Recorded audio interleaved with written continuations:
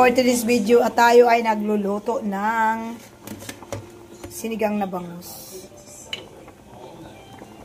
Kasi maulan ngayon, ibawal naman kami sa karne.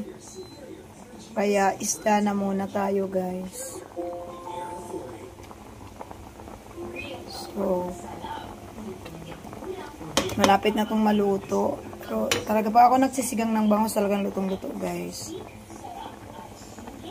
Yun. Kung ano mga gulay na available, nilalagay ko na para sayang din kasi pag masira. So, lagyan na natin siya ng mga sili kasi yan ang pinaka the best sa ating sinigang. Kailangan, gusto ko maraming sili. Nakakatanggal din kasi yan ng, nakaka-enhance din ng lasa, guys.